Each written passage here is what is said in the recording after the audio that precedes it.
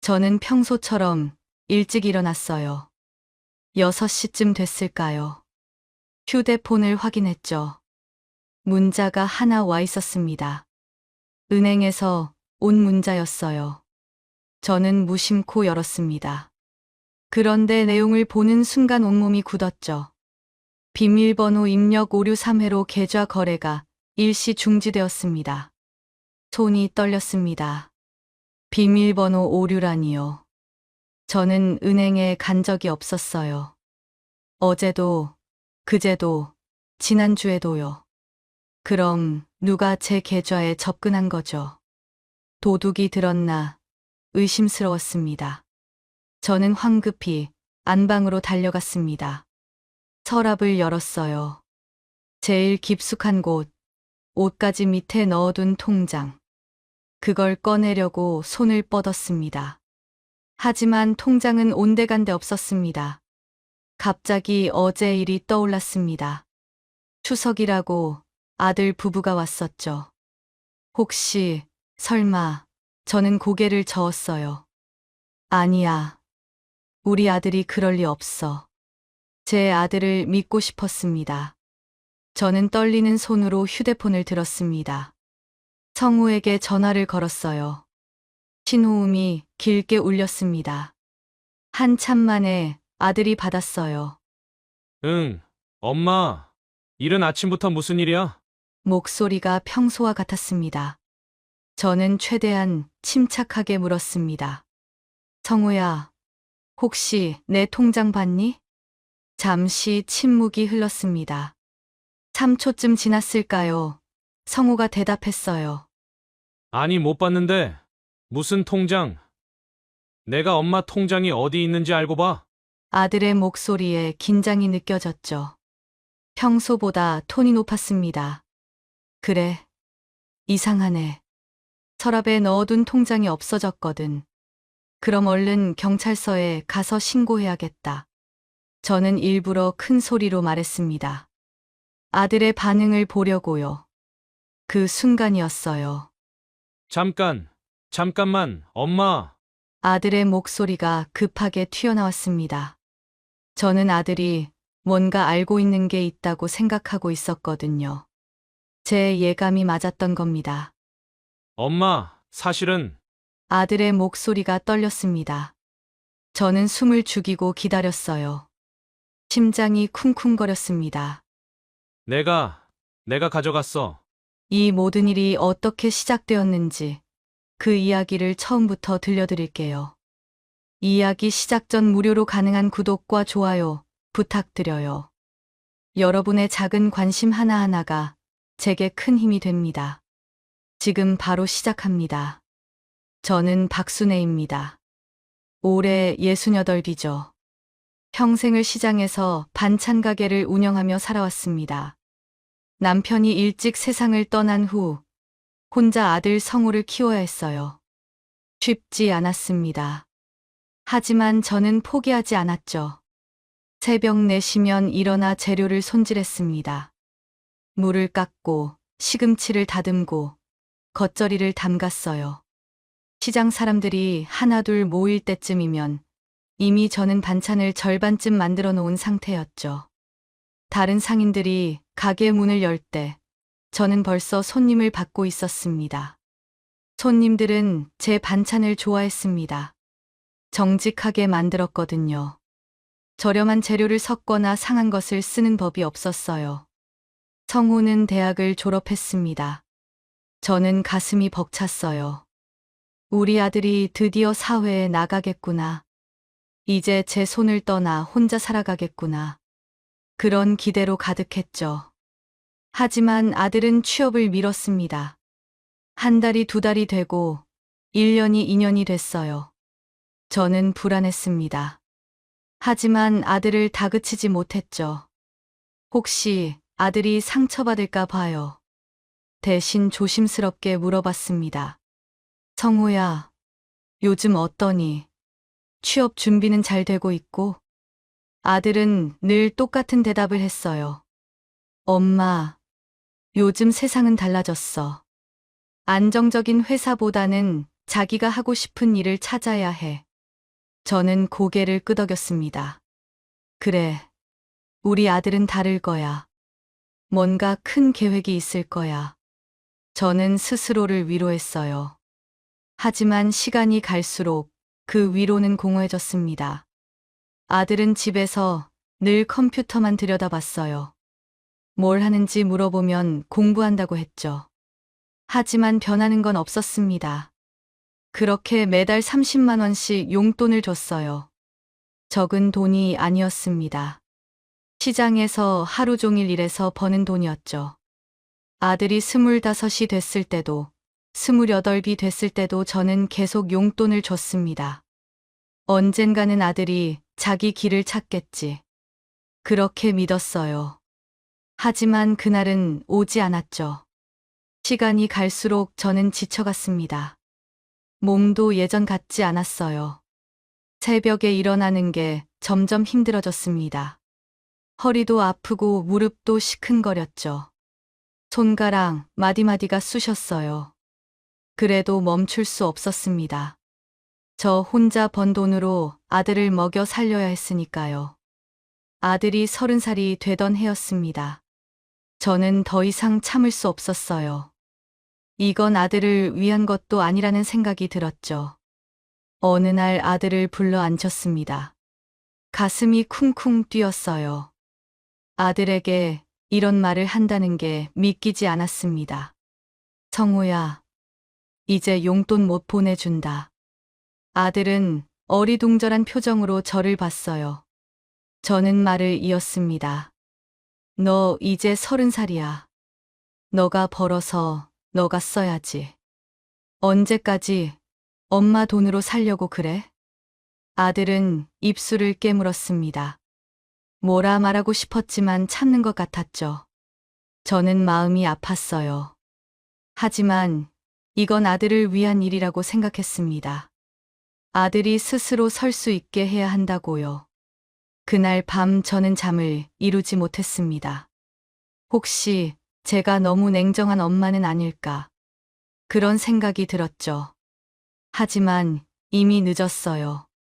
말은 꺼냈고 이제 돌이킬 수 없었습니다. 저는 이불을 뒤집어 쓰고 눈물을 흘렸어요. 제가 너무 매정한 사람 같았습니다. 그로부터 몇 달 후 아들이 집 앞 식당에서 아르바이트를 시작했습니다. 저는 안도했어요. 드디어 아들이 일을 시작했구나. 비록 아르바이트지만 시작이 반이잖아요. 저는 희망을 품었습니다. 이제 아들도 세상이 어떤지 알게 되겠죠. 아들은 그 식당에서 몇 년을 일했습니다. 성실하게 일했어요.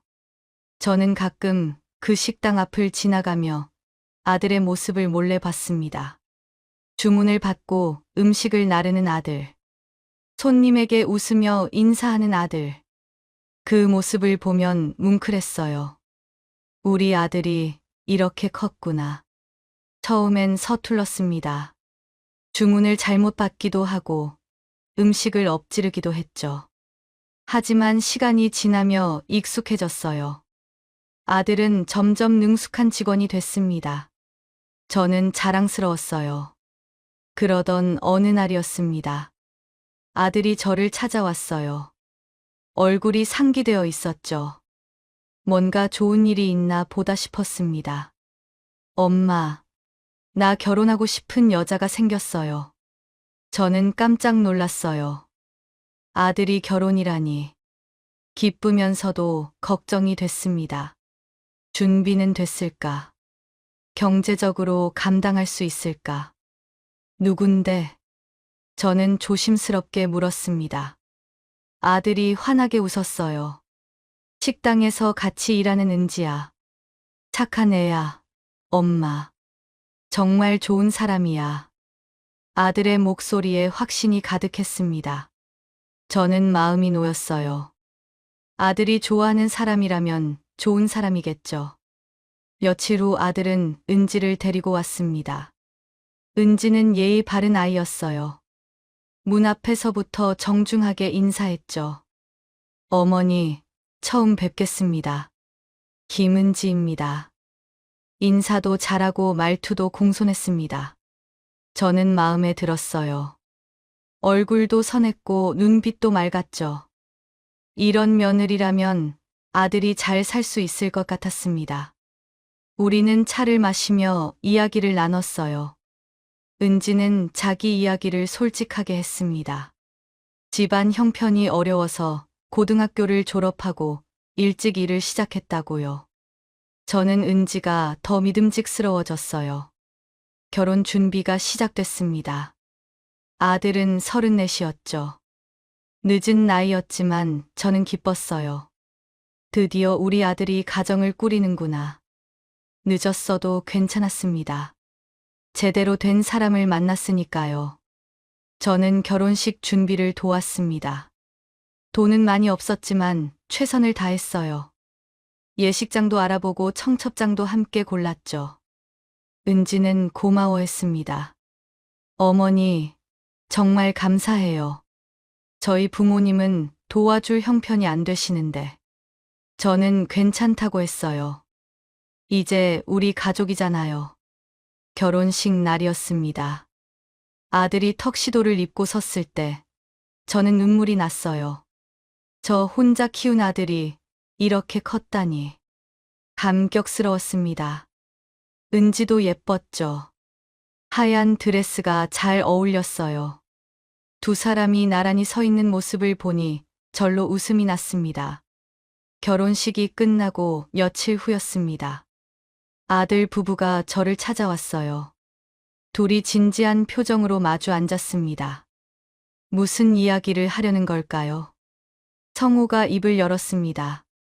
엄마, 우리 식당 하고 싶어. 그동안 식당에서 일하면서 배운 게 많거든. 이제 우리도 할 수 있을 것 같아. 은지도 거들었습니다.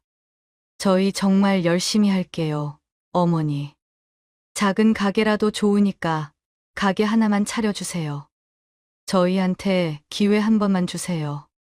저는 두 사람을 바라봤습니다. 진심이 느껴졌어요. 눈빛이 간절했죠. 하지만 가게를 차린다는 게 쉬운 일은 아니었습니다. 큰 돈이 필요했어요. 저는 고민했습니다. 남편이 남긴 돈이 있었어요. 적금으로 묵혀둔 돈이었습니다. 노후를 위해 아껴둔 돈이었죠. 하지만 아들을 위해서라면 쓸 수 있었습니다. 며칠 동안 고민했어요. 밤마다 잠이 안 왔습니다.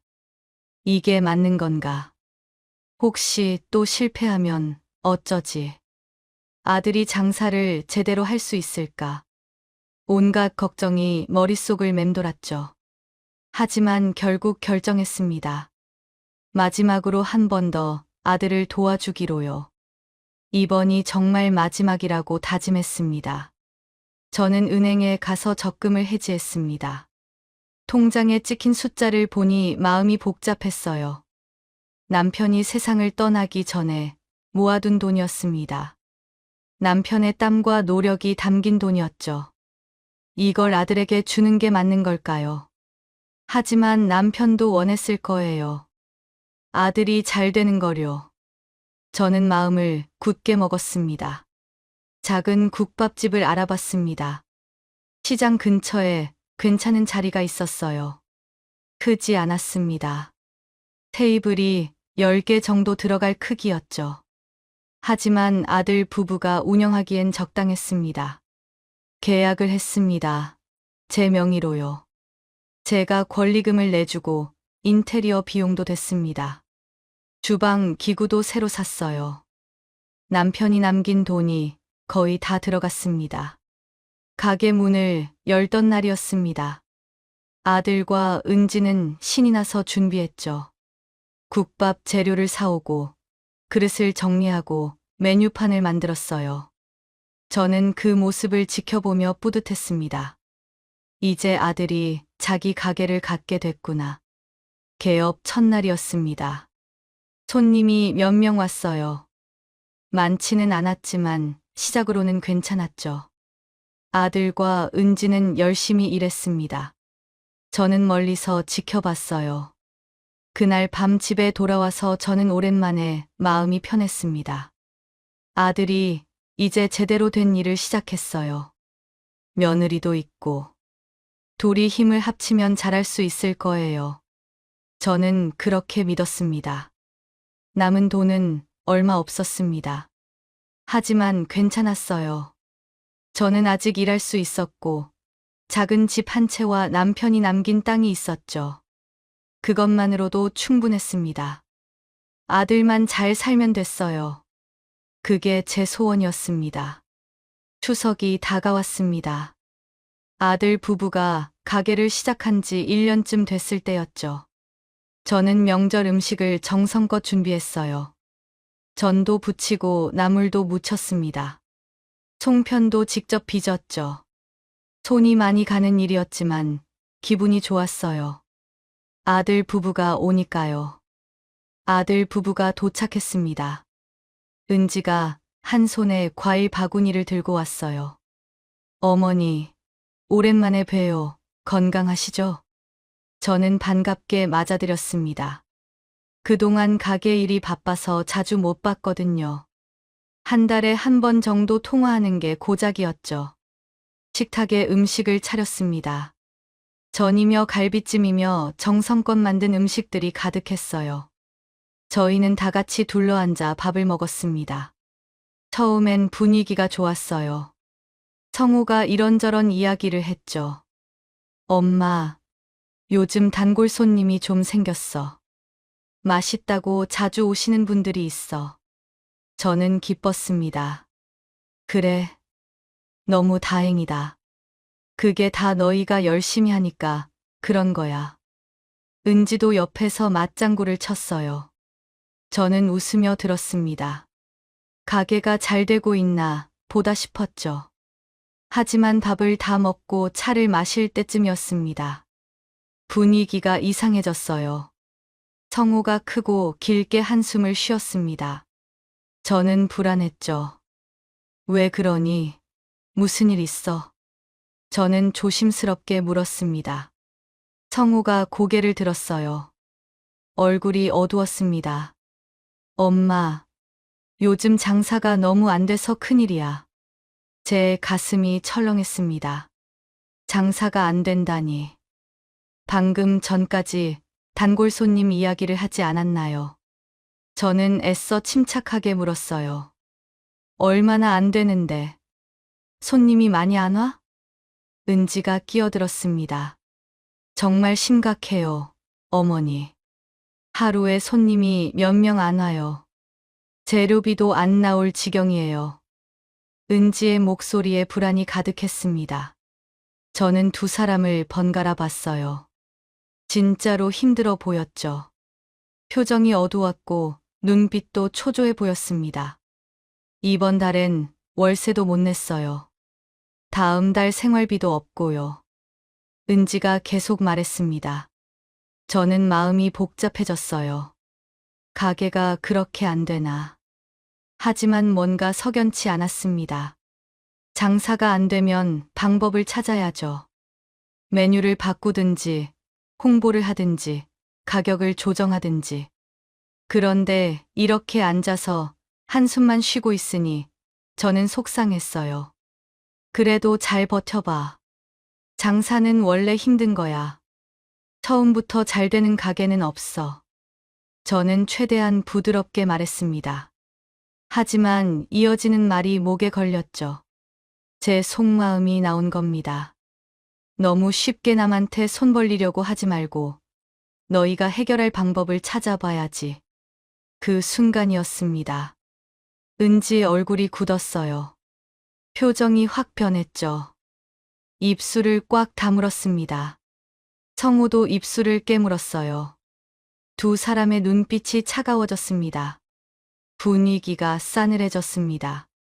아까까지의 화기애애한 분위기는 온데간데 없었어요.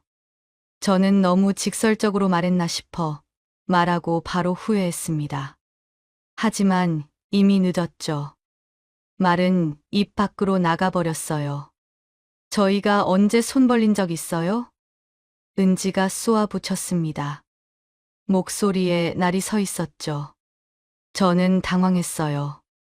그런 뜻이 아니라 그냥 너희가 스스로 해결하면 좋겠다는 거야.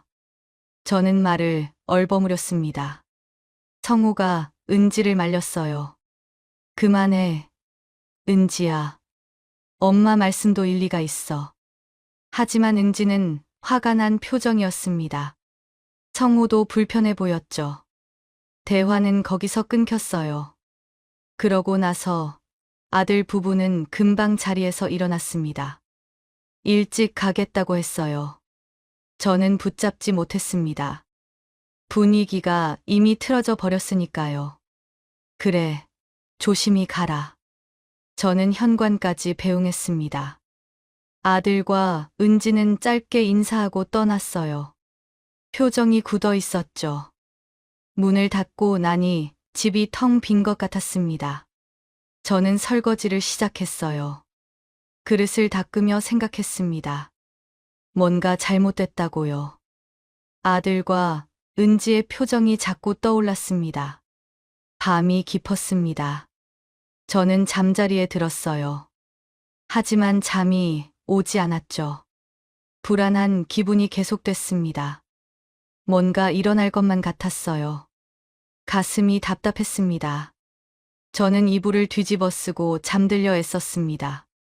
다음 날 아침이었습니다. 저는 평소처럼 일찍 일어났어요. 6시쯤 됐을까요? 휴대폰을 확인했죠. 문자가 하나 와 있었습니다. 은행에서 온 문자였어요. 저는 무심코 열었습니다. 그런데 내용을 보는 순간 온몸이 굳었죠. 비밀번호 입력 오류 3회로 계좌 거래가 일시 중지되었습니다. 손이 떨렸습니다. 비밀번호 오류라니요. 저는 은행에 간 적이 없었어요. 어제도, 그제도, 지난주에도요. 그럼 누가 제 계좌에 접근한 거죠? 도둑이 들었나 의심스러웠습니다. 저는 황급히 안방으로 달려갔습니다. 서랍을 열었어요. 제일 깊숙한 곳, 옷가지 밑에 넣어둔 통장. 그걸 꺼내려고 손을 뻗었습니다. 하지만 통장이 없었어요. 저는 다시 한번 뒤졌죠. 혹시 다른 곳에 넣었나? 옷을 다 꺼내고 서랍 구석구석을 뒤졌습니다. 하지만 통장은 온데간데 없었습니다. 머리가 하얘졌습니다. 도둑이 들었나? 아니면 제가 어딘가에 두고 왔나? 하지만 그럴 리 없었어요. 저는 통장을 항상 그 서랍에 넣어뒀으니까요. 저는 패닉에 빠졌습니다. 숨이 가빠졌어요. 가슴이 두근거렸죠. 그 통장에는 제가 모은 돈이 들어 있었습니다. 많지는 않지만 제 노후 자금이었어요. 갑자기 어제 일이 떠올랐습니다. 추석이라고 아들 부부가 왔었죠. 혹시, 설마, 저는 고개를 저었어요. 아니야. 우리 아들이 그럴 리 없어. 제 아들을 믿고 싶었습니다. 하지만 의심은 커져갔습니다. 다른 사람은 이 집에 오지 않았어요. 어제 온 사람은 아들 부부뿐이었죠. 그리고 비밀번호 오류 문자. 이건 누군가 제 통장으로 돈을 찾으려 했다는 뜻이었습니다. 저는 떨리는 손으로 휴대폰을 들었습니다. 성우에게 전화를 걸었어요. 신호음이 길게 울렸습니다. 저는 가슴이 두근거렸죠. 한참 만에 아들이 받았어요. 응, 엄마. 이른 아침부터 무슨 일이야? 목소리가 평소와 같았습니다. 자고 있다가 깬 것 같았어요. 저는 최대한 침착하게 물었습니다. 성우야, 혹시 내 통장 봤니? 잠시 침묵이 흘렀습니다. 너무 길게 느껴졌죠. 3초쯤 지났을까요? 성우가 대답했어요. 아니, 못 봤는데. 무슨 통장? 내가 엄마 통장이 어디 있는지 알고 봐. 아들의 대답은 너무 자연스러웠습니다. 하지만 뭔가 이상했어요. 목소리에 긴장이 느껴졌죠. 평소보다 톤이 높았습니다. 그래. 이상하네. 서랍에 넣어둔 통장이 없어졌거든. 그럼 얼른 경찰서에 가서 신고해야겠다. 저는 일부러 큰 소리로 말했습니다. 아들의 반응을 보려고요. 그 순간이었어요. 잠깐만, 엄마. 아들의 목소리가 급하게 튀어나왔습니다. 저는 아들이 뭔가 알고 있는 게 있다고 생각하고 있었거든요. 제 예감이 맞았던 겁니다. 엄마, 사실은. 아들의 목소리가 떨렸습니다. 저는 숨을 죽이고 기다렸어요. 심장이 쿵쿵거렸습니다. 내가 가져갔어. 그 말을 듣는 순간 세상이 무너지는 것 같았습니다. 아들이 제 통장을 가져갔다고 저는 믿을 수 없었어요. 귀를 의심했습니다. 그게 무슨 소리니? 제 목소리가 떨렸습니다. 화가 나서요. 아니, 슬퍼서 배신감 때문이었습니다.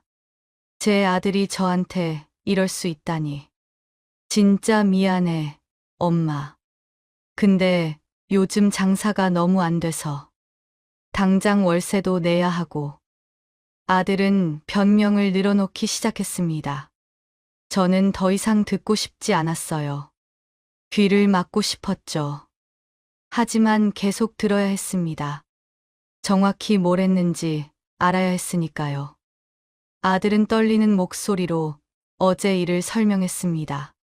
저는 전화기를 꽉 쥐고 들었어요. 한마디 한마디가 모처럼 박혔죠. 가슴이 찢어지는 것 같았습니다. 통장을 가져간 건 어제 저녁이었답니다. 저와 성우가 거실에서 이야기하는 동안 은지가 몰래 안방에 들어갔다고 해요. 그리고 제 서랍을 뒤졌고 통장을 찾았다고 했습니다. 모든 게 계획적이었던 겁니다. 저는 그때가 떠올랐습니다. 성우가 유난히 이야기를 길게 끌었죠. 제가 일어나려고 하면 또 다른 이야기를 꺼냈어요. 동네 이야기, 장사 이야기, 심지어 날씨 이야기까지. 그게 다 계획이었던 거죠. 저를 붙잡아 두려고요. 아들의 설명이 이어졌습니다. 은지가 통장을 가지고 은행에 갔어. 그리고 돈을 찾으려고 했어. 은지는 제가 항상 성우 생일로 비밀번호를 설정하는 걸 알고 있었습니다. 실제로 예전엔 그랬어요. 하지만 지금은 아니었습니다. 저는 몇 달 전에 비밀번호를 바꿨거든요. 우연히 은행에 갔다가 직원이 권해서 바꾼 거였죠. 보안 때문에 주기적으로 바꾸는 게 좋다고 해서요. 근데 비밀번호가 틀렸나 봐. 그리고 3번을 틀려서 거래가 정지됐어. 그래서 아마 엄마한테 문자가 갔을 거야. 그래서 제가 문자를 받은 거였습니다. 저는 어이가 없었어요. 계획적으로 도둑질을 한 거잖아요.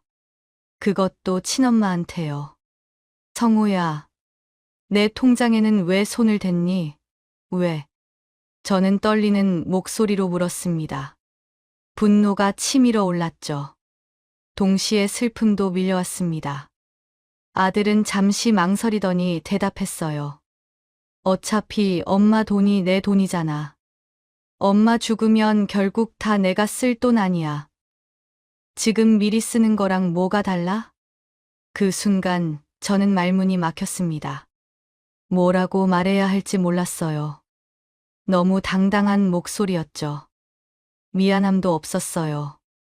오히려 당연하다는 말투였습니다. 제가 죽기를 기다리고 있는 것 같았죠. 성우야, 너 지금 정신이 있는 거니? 너가 무슨 말을 하는지 알아? 저는 소리쳤습니다. 참을 수 없었어요. 온몸이 부들부들 떨렸습니다. 아무리 힘들어도 부모 통장에 손을 대니 그것도 몰래. 이건 도둑질이야. 그리고 아들은 대답하지 않았습니다. 전화 너머로 숨소리만 들렸죠. 무거운 침묵이 흘렀어요. 내가 너한테 해준 게 얼마나 많은데. 30살까지 매달 30만 원씩 용돈 줬지. 그게 얼마나 큰 돈인지 알아. 그리고 너네 결혼하고 내가 모은 돈 다 들여서 가게 차려줬지. 근데 그 은혜는 생각 안 하고 도둑질이나 하고. 제 목소리가 점점 커졌습니다. 분해서요, 눈물까지 났어요. 아들이 이럴 줄은 몰랐습니다. 제가 키운 아들이 이럴 수 있다니. 그 돈으로 너 먹이고 입히고 학교 보냈어. 대학까지 보냈지. 아버지 돌아가시고 나 혼자 얼마나 힘들었는지 알아. 그래도 너 하나는 잘 키우려고 악착같이 살았어. 저는 울먹였습니다. 그동안 참았던 게 다 터져나왔어요. 미안해, 엄마. 내가 정말 미안해. 아들이 작은 목소리로 말했습니다. 하지만 진심이 느껴지지 않았어요. 그냥 들킨 게 미안한 거죠. 제대로 된 사과가 아니었습니다. 미안하면 다야? 통장 당장 가져와. 지금 당장. 저는 차갑게 말했습니다. 아들은 알았다고 오늘 중으로 가져다 주겠다고 했어요. 그리고 전화를 끊었죠. 저는 그 자리에 주저앉았습니다. 힘이 빠졌어요. 평생을 고생하며 아들을 키웠는데 이게 뭡니까? 저는 바닥을 쳤습니다. 왜 이렇게 됐을까? 제가 뭘 잘못한 걸까요? 눈물이 멈추지 않았습니다. 한참을 울었어요. 가슴이 너무 아팠습니다. 배신감이 뼛속까지 스며들었죠. 제 자식이 저한테 이럴 수 있다니 믿을 수 없었습니다. 그날 이후 아들이 통장을 가져다 주면서 사과를 했어요. 현관에서 고개를 숙이고 미안하다고 했습니다. 하지만 저는 받아주지 않았어요. 마음의 문을 닫았습니다. 그냥 가. 더 이상 너한테 할 말 없어. 저는 차갑게 말하고 문을 닫았습니다. 아들이 뭐라 말하려 했지만 듣지 않았어요. 들을 필요가 없었죠. 밤마다 잠이 오지 않았습니다. 생각이 많아졌어요. 이대로는 안 되겠다고, 뭔가 바꿔야 한다고 저는 결심했습니다. 더 이상 아들에게 끌려다니지 않겠다고요. 어느 날 밤이었습니다. 저는 서랍을 열었어요. 아들 부부가 운영하고 있는 가게 등기부등본을 꺼냈죠. 계약서도 있었습니다. 권리금 영수증도 함께 있었어요. 모두 제 명이었습니다. 아들 부부 가게는 처음부터 제 이름으로 계약했습니다. 권리금도 제가 냈고 인테리어 비용까지 다 제가 댔습니다. 법적으로 완전히 제 재산이었어요. 저는 서류를 한참 바라봤습니다. 이 종이 한 장이 아들의 생계였어요. 하지만 동시에 제 재산이기도 했죠. 제가 평생 모은 돈으로 마련한 거였습니다. 이제 내가 다시 내 삶을 지켜야겠다. 저는 중얼거렸습니다. 결심이 섰어요. 더 이상 아들에게 모든 걸 주며 살 수 없었습니다. 저도 제 삶이 있었죠. 제 노후도 챙겨야 했어요. 다음 날 아침 저는 일찍 일어났습니다. 옷을 차려입고 부동산을 찾아갔어요. 시장 근처에 있는 부동산이었죠. 부동산 사장님이 반갑게 맞아줬습니다. 어르신, 오랜만이시네요. 무슨 일이세요? 저는 가지고 온 서류를 내밀었습니다. 손이 떨렸지만 목소리는 단호했어요. 이 가게요. 매물로 내놓으려고요. 부동산 사장님이 깜짝 놀랐습니다. 제 아들 부부가 운영하는 가게인 걸 아니까요. 동네가 작아서 다들 알고 있었죠. 근데 아드님이 하시는 거 아닌가요? 장사가 안 되나 봐요. 이제 정리하려고요. 저는 단호하게 말했습니다. 부동산 사장님은 더 이상 묻지 않았어요. 표정이 복잡해 보였지만 서류를 받았죠. 알겠습니다. 그럼 가격은 얼마 정도로 할까요? 저희는 가격을 상의했습니다.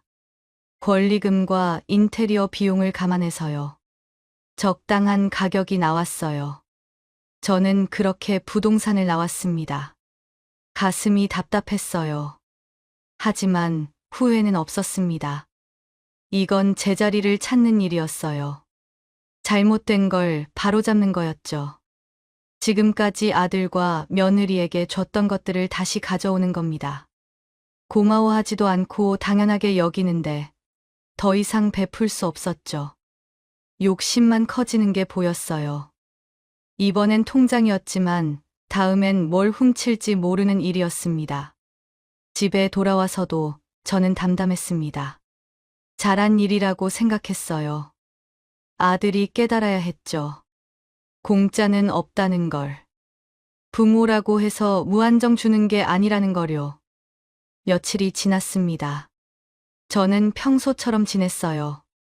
시장에 나가 일을 하고, 장을 보고, 집 청소를 하고, 텔레비전을 봤습니다. 마음은 무거웠지만 일상을 유지했죠. 일주일쯤 지났을까요? 어느 날 오후였어요. 제 휴대폰이 울렸죠. 성우였습니다. 저는 천천히 전화를 받았어요. 엄마. 아들의 목소리가 급했습니다. 화가 나 있었죠. 이거 뭐예요? 왜 가게를 매물로 내놨어요? 방금 부동산에서 연락 왔어요. 부동산에서 연락이 간 모양이었습니다. 가게를 보러 올 사람이 있다고 했나 봐요. 저는 침착하게 대답했습니다.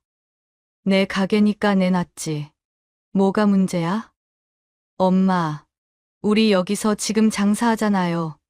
손님도 있고, 최근에는 단골도 생겼다고요. 아들이 소리쳤습니다. 저는 눈살을 찌푸렸죠. 단골이 있다고요? 며칠 전엔 장사가 안 된다고 하더니 말이 앞뒤가 안 맞았습니다. 너희가 그 가게 하고 싶으면 너희 이름으로 다시 사. 내 이름으로 된 건 이제 정리할 거야. 엄마, 그건 너무하잖아요. 우리가 얼마나 힘들게 운영했는데. 아들의 목소리가 떨렸습니다. 저는 차갑게 말했어요. 너무한 건 너희지. 내 통장까지 훔쳐갔으면서 그것도 계획적으로. 전화 너머로 침묵이 흘렀습니다. 아들은 할 말이 없었던 거죠. 저는 먼저 전화를 끊었어요. 더 이상 이야기할 게 없었습니다. 며칠 후 부동산에서 연락이 왔습니다.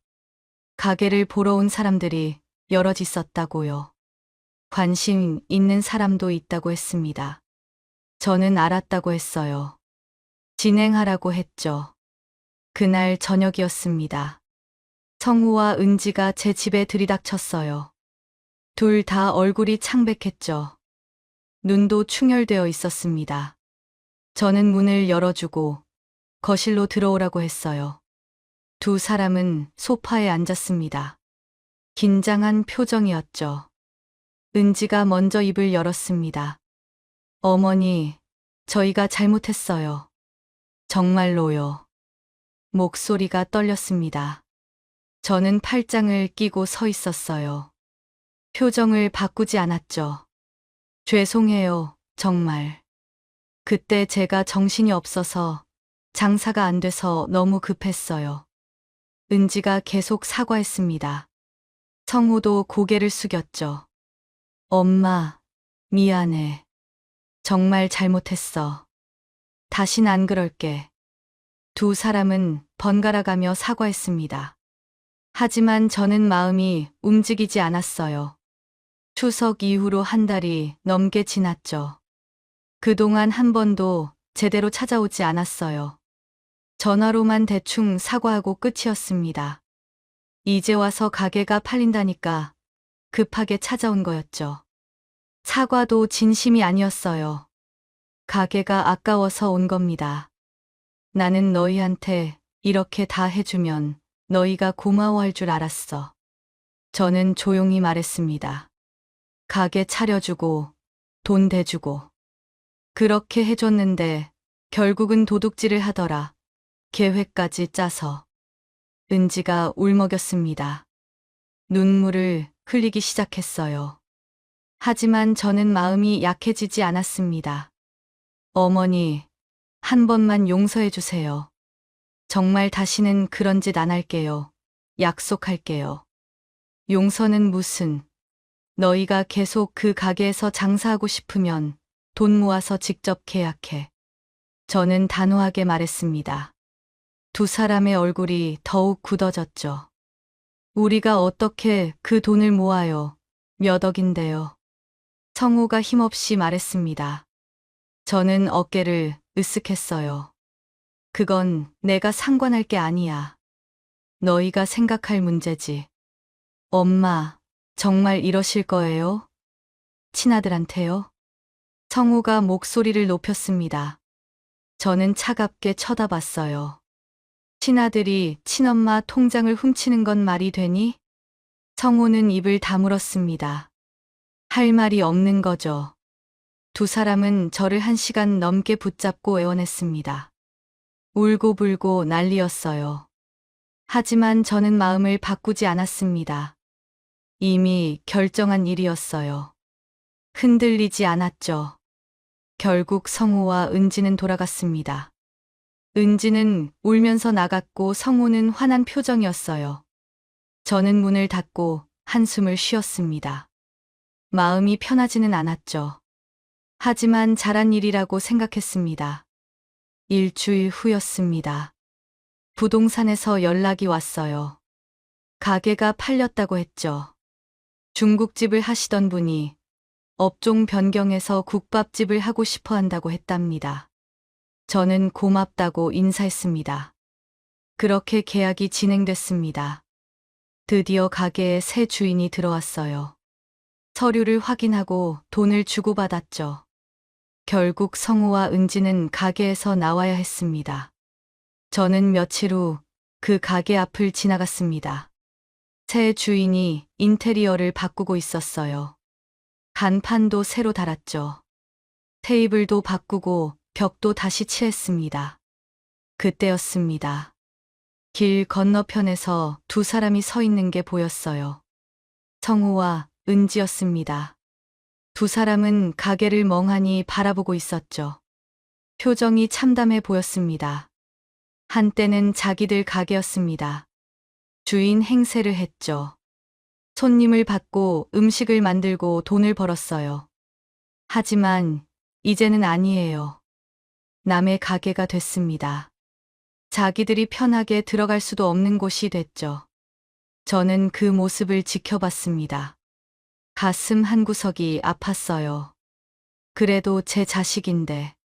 하지만 이게 맞다고 생각했죠. 쓴 약을 먹어야 낫는 법입니다. 며칠 후 시장에서 아는 분한테 소식을 들었습니다. 성우와 은지가 다시 식당 아르바이트를 시작했다고요. 처음 만났던 그 식당이 아니라 다른 곳이었습니다. 어느 찌개집이라고 했어요. 두 사람은 최저시급을 받으며 일했습니다.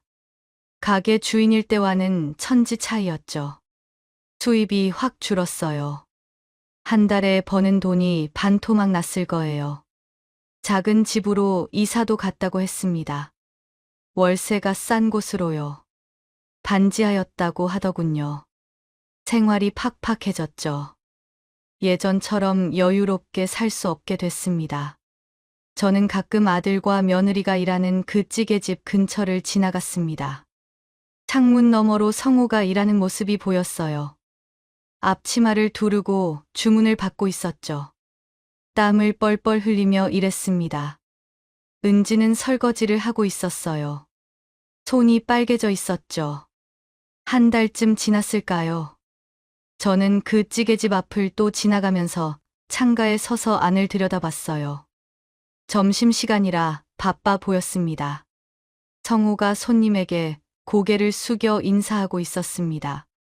표정이 달라져 있었어요. 예전에 건방진 모습은 없었죠. 무언가 배운 것 같았습니다. 열심히 일하는 모습이 진지해 보였어요. 은지도 마찬가지였습니다. 열심히 일하고 있었어요. 불평하는 기색도 없었죠. 묵묵히 자기 일을 하고 있었습니다. 그 모습이 예전과 달라 보였어요. 저는 그 모습을 보며 생각했습니다. 사람은 공짜로 얻은 건 절대 오래 못 가져요. 쉽게 얻으면 쉽게 잃죠. 소중함을 모르니까요. 피땀 흘려 번 게 아니니까 결국 함부로 대하게 됩니다. 하지만 스스로 번 건 다릅니다. 힘들게 얻은 건 지키려고 노력하죠. 소중히 여기게 됩니다. 그게 진짜 자기 것이 되는 겁니다. 그렇게 배우는 거예요. 아들과 며느리는 이제야 배우고 있는 거예요. 늦었지만 괜찮았습니다. 아직 젊으니까요. 다시 시작할 수 있습니다. 이번엔 제대로 배워서 자기 힘으로 일어서길 바랐어요. 저는 조용히 그 자리를 떠났습니다. 집으로 돌아가는 길이었어요. 하늘을 올려다봤죠. 구름이 천천히 흘러가고 있었습니다. 하늘이 높고 맑았어요. 제 마음도 그랬습니다. 무거웠던 마음이 조금씩 가벼워지고 있었어요. 잘한 일이라는 확신이 들었죠. 아들을 위한 일이기도 했다고 생각했습니다. 집에 도착했습니다. 저는 창문을 열었어요. 바람이 들어왔죠. 상쾌했습니다. 시원한 바람이 집 안을 채웠어요. 저는 창가에 서서 밖을 바라봤습니다. 사람들이 오가고 있었어요. 각자의 삶을 살아가고 있었죠. 누구는 웃고, 누구는 바쁘게 걸어가고, 누구는 장을 보고 있었습니다. 저도 이제 제 삶을 살아갈 겁니다. 아들에게 모든 걸 주며 사는 게 아니라요. 제 노후를 위해 살 거예요. 남은 인생은 제가 누릴 자격이 있습니다. 남은 돈으로 여행이라도 다녀올까 생각했습니다. 평생 일만 했으니까요. 이제는 제가 누릴 때도 됐죠. 제주도도 가보고 싶고 부산도 가보고 싶었어요. 저는 창문을 닫고 소파에 앉아 차를 한 잔 마셨어요. 따뜻했습니다. 마음도 따뜻해졌죠. 오랜만에 제 자신을 돌아보는 시간이었습니다. 모든 게 제자리를 찾아가고 있었습니다. 아들도, 며느리도, 그리고 저도요. 이제는 각자의 몫을 살아가면 되는 겁니다. 아들은 아들대로, 저는 저대로요. 저는 차를 다 마시고 컵을 내려놨습니다. 그리고 천천히 눈을 감았어요. 오랜만에 마음이 편안했습니다. 제대로 된 선택을 했다는 확신이 들었죠. 사람은 받기만 하면 안 됩니다. 주는 것도 알아야 하고, 고마워할 줄도 알아야 해요. 그게 사람 됨됨이죠. 아들이 그걸 배우길 바랐습니다. 며칠 후 시장에서 아는 분을 만났습니다. 그분이 물었어요. 순애 씨, 아들 가게 팔았다며? 무슨 일 있어? 저는 담담하게 대답했습니다. 네, 정리했어요. 이젠 애들이 스스로 살아야죠. 그분은 고개를 끄덕였습니다. 더 이상 묻지 않았어요. 다들 알고 있었던 것 같았습니다. 동네가 좁으니까요. 저는 그날 장을 보고 집에 돌아왔습니다. 저녁을 먹고 텔레비전을 봤어요. 평범한 하루였죠. 하지만 마음은 평온했습니다. 밤이 됐습니다. 저는 침대에 누웠어요. 천장을 바라봤죠. 남편 얼굴이 떠올랐습니다. 여보, 내가 잘한 거 맞죠? 너무 매정한 건 아니죠? 혼자 중얼거렸습니다. 남편이라면 뭐라 했을까요? 아마 제 손을 잡아줬을 거예요. 잘했다고, 그게 맞다고 말해줬을 겁니다. 저는 눈을 감았습니다. 이제 편히 잘 수 있을 것 같았어요. 마음의 짐을 내려놓은 기분이었죠. 깊은 잠에 빠져들었습니다. 지금까지 이야기 들어주셔서 감사합니다. 구독과 좋아요 부탁드려요. 여러분의 작은 관심 하나하나가 제게 큰 힘이 됩니다.